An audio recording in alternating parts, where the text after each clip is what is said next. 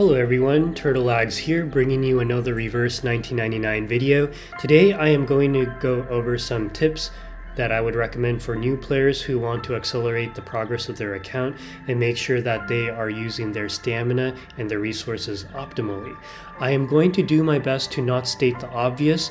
A lot of my viewers are incredibly intelligent, and a lot of people who are joining this game also have a very solid foundational understanding as to how to play a gacha game. But there's some things that just quickly I want to go over. I wrote a list of things I wanted to talk about. Let's talk about the resource that you use to summon the event characters first, the clear drops. These are liquid gold, and these are drops that you shouldn't use for any other purpose besides summoning your characters if you are free to play. And basically for summoning, it costs 180 of these orange drops to do one summon. And one summon is also one gold rabbit. Sometimes you'll get gold rabbits from being active in events.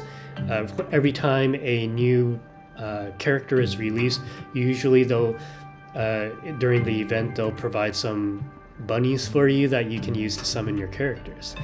Now there are typically three banners, sometimes four, that are released. I would not touch these two for any reason.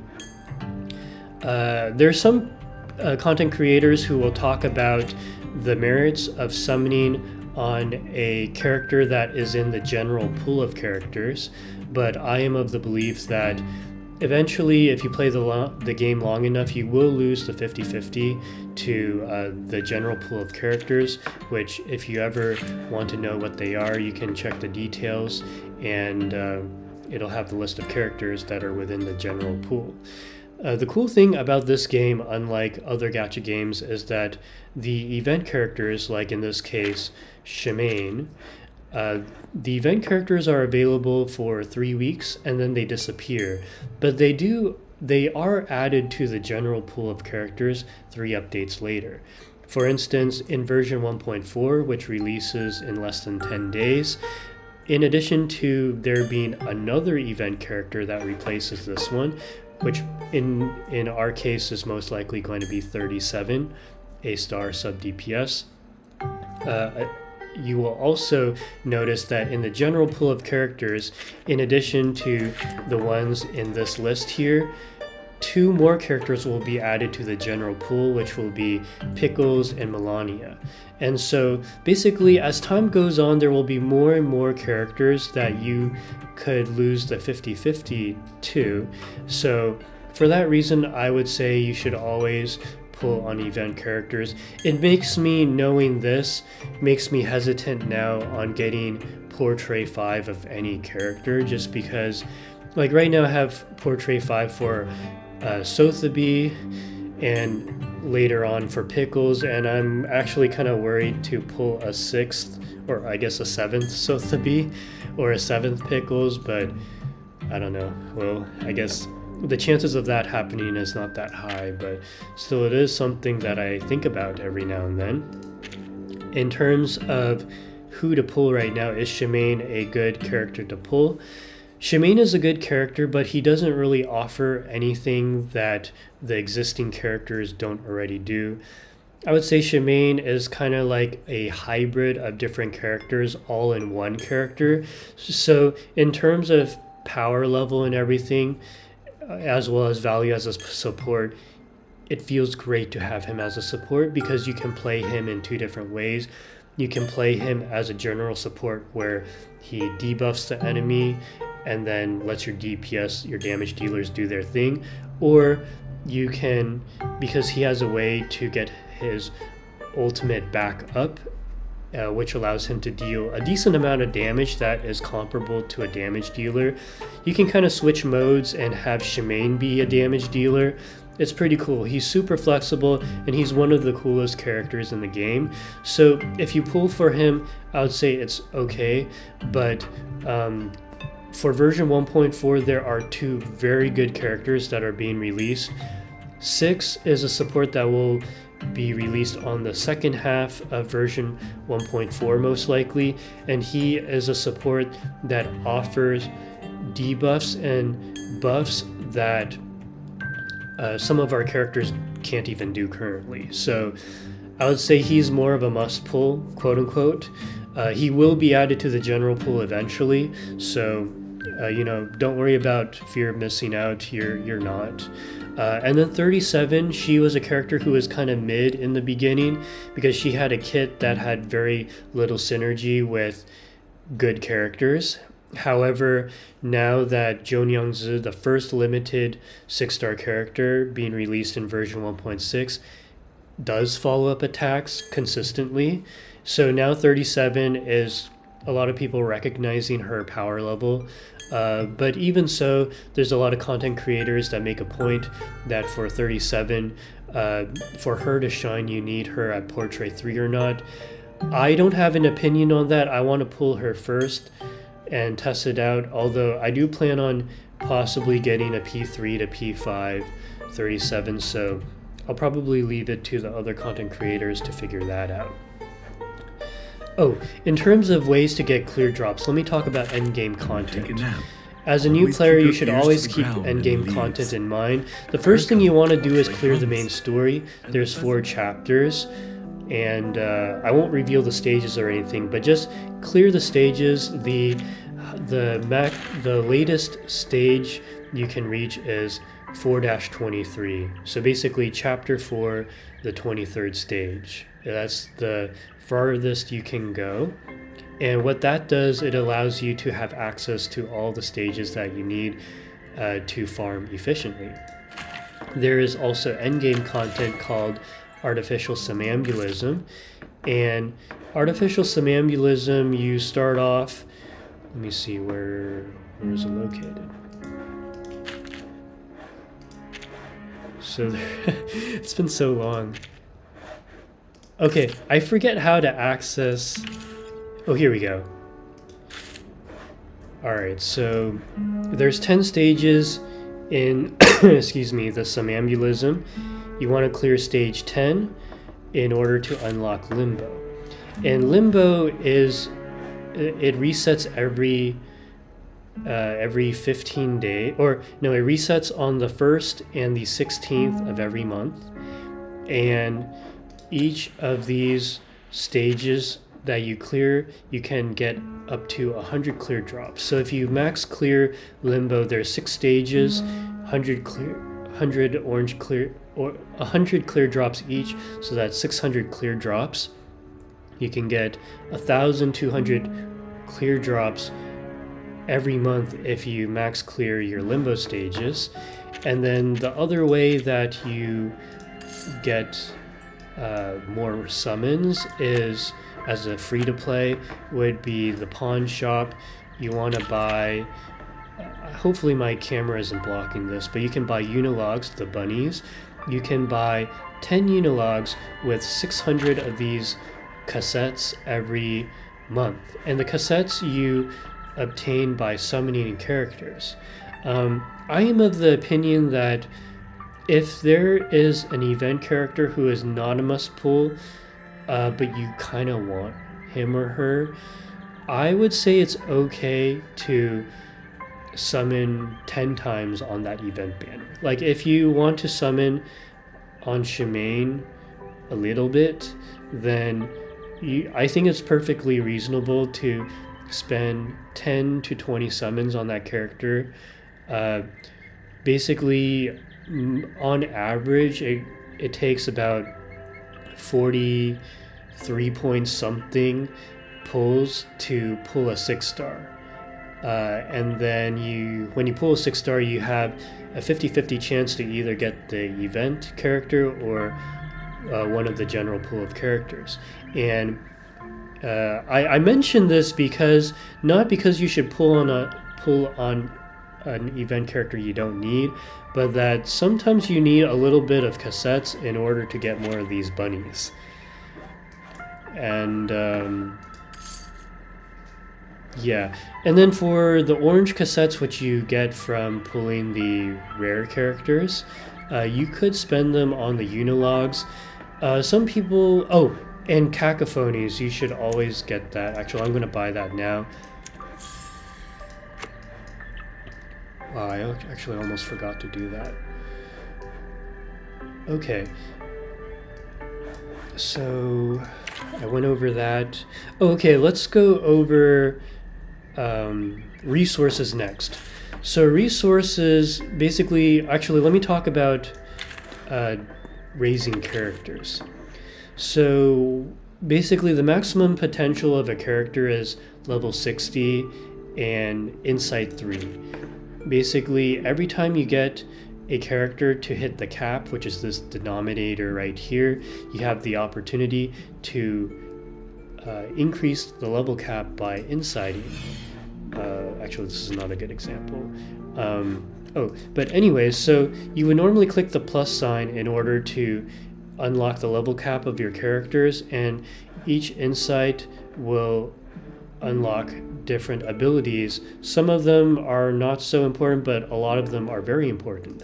Additionally, you want to increase the resonance of your characters by increasing the jigsaw puzzle. You level up your resonances, and resonance is the way that you're able to increase certain stats such as crit rate, crit damage, damage reduction, mental defense, crit resist rate, damage bonus. These stats that I just mentioned are stats that you don't get from leveling up. When you level up, you only get HP and attack increase and maybe and defenses, but I'm sorry, so these 5 stats down here, the crit, whatever's and below, these are stats that you only get from resonance. So for that reason, it's kind of like a balance. You want to increase the resonance, but you also want to increase your level, and then you need to insight. So starting off as a new player, I would say get your resonance to resonance 5 minimum. If you can get to resonance 7, even better. And then that can be your stopping point for a certain time, because at resonance 5 and resonance 7, the dimensions of the jigsaw puzzle increases dramatically, which allows you to fit more puzzle pieces, which provides a more, how should I say, a more efficient boost of your stats.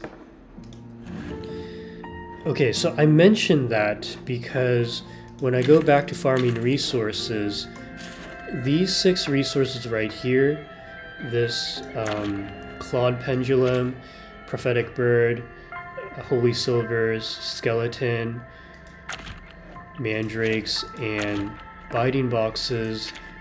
If you want to make sure that you always, if you're wondering like what should I farm, and you are done farming your sharpodontes, which are required to insight, increase your characters, level up your side cubes, level up your characters, and you also got the dust as well, which is the other resource to level up your characters. I have to remind you that jump scares this resource really right here, outdated. dust. If you have enough of those, I would say when you're trying to dump your stamina into resources, I would invest in dust and sharpodontes first, because you will always run out. Even I run out.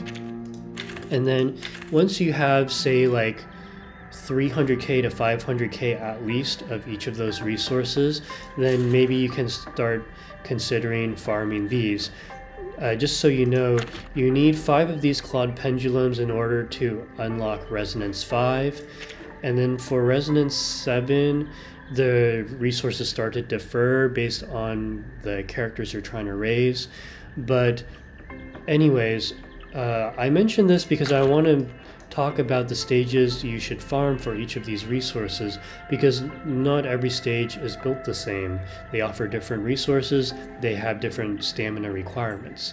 So for clawed pendulums, 3-11 is going to be the optimal stage, costs 18 stamina. And then these 2 resources are considered very efficient to farm, meaning that, like prophetic bird for instance, the stage you should farm is 2-6, which only requires 16 stamina as opposed to the usual 18. And the birds are great. Farming this is great because you get access to all of these resources potentially. Oh, and you get a fixed amount of these brooms, which are used for crafting a lot of things. And then holy silvers, you're going to need a ton of holy silvers for insights. And so 2-3 is going to be the stage you want to farm because it's only 16 stamina. For the skeletons, Pridewind says 3-7 or 4-20. I would agree with them there. However, if you want to nitpick, I would say 3-7 is better because the resource you get from 4-20, these things here, you get a ton of those from the efficient prophetic bird stage, as opposed to 3-7 where you get the liquefied terrors, and those are a lot. Liquefied terrors are used in a ton of crafting materials, things. Basically, it's a very useful crafting material that I run out of quite frequently. So 3-7, the Scottish, this is the stage you want to farm for skeletons. Skeletons, you need at least 5 for, I forget if it was an insight or a resonance checkpoint. Basically, I would say always have 5 of this, maybe like 8 of this, 8 of this, 5 of this, maybe like 4 or 5 of the mandrakes. And for mandrakes, you want to farm either 3-13, 4-21. I think they're equally good. And then for salted mandrakes, Pridewind says to craft these. I personally don't notice a difference. I would say 4-10 is a perfectly reasonable stage to farm. And biting boxes, usually every 100 or every 4 runs that I do, I usually get 1 biting box, so that's no different than the other stages in my opinion. So now that I've talked about that, help yourself. I think chicken, cinnamon spiced lamb soup. Oh, okay. Actually, I forgot one more thing about clear drops. So, one underappreciated method of increasing your pool of clear drops is to maximize your wilderness. Place your characters that you are not using in your wilderness, not characters that you are using. And the reason for that is because when you increase your bond levels to 40%, 60%, 80%, 100%, you get 30, 40, 50, and 60 clear drops respectively for reaching those milestones. And when you are doing that for characters, you know, you're basically maximizing every single character you have in your crew by doing that. So definitely put characters that you don't plan to use as your support whenever you're farming resources, place them in your wilderness. Okay, so I think that pretty much... Oh, characters to raise. How could I forget that? So you can look at tier lists, but I'll just do a quick rundown for each Afflatus. So for the Mineral Afflatus first, Eternity is a good damage dealer. Pickles is a good support. Collarbone is a good damage dealer. Balloon Party is a good healer. Sonetto is a good support. Necrologist is a good support. So those are the mineral characters I would invest in. Don't touch anything else. For plant, I would say Sotheby as a healer, definitely raise. Jessica, an event character, raise. Anan Lee, fantastic support, raise. Beacorn Bloom, secret 6-star, raise.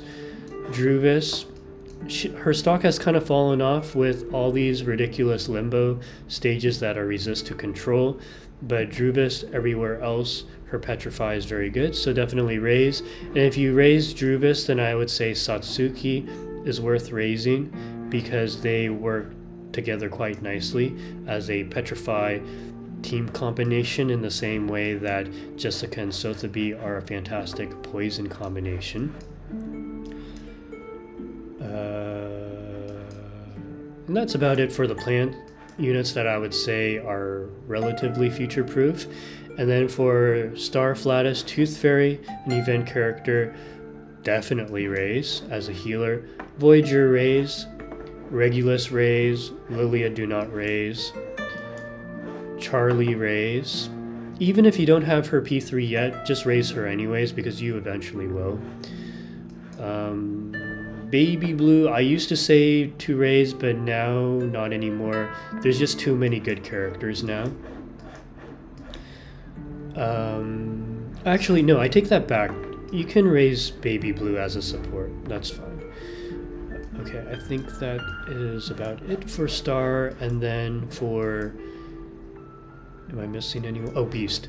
Medicine Pocket, raise, yes. Shemaine, raise. Centurion, damage dealer, raise. Melania, damage dealer, raise. DK, raise if you don't have Medicine Pocket. Sweetheart, raise if you don't have Centurion or Melania.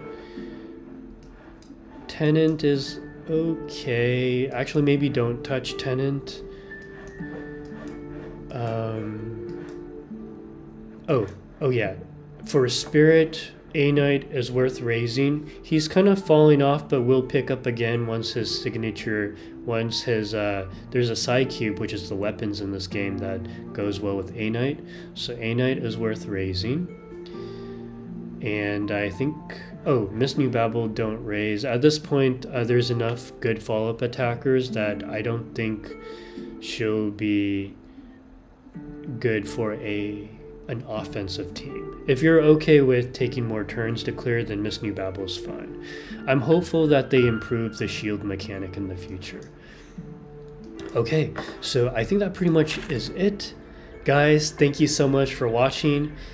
For those of you veterans out there, if I missed anything, do comment your tips in the comment section below, and I will see you in the next video. Take care, guys. Bye-bye.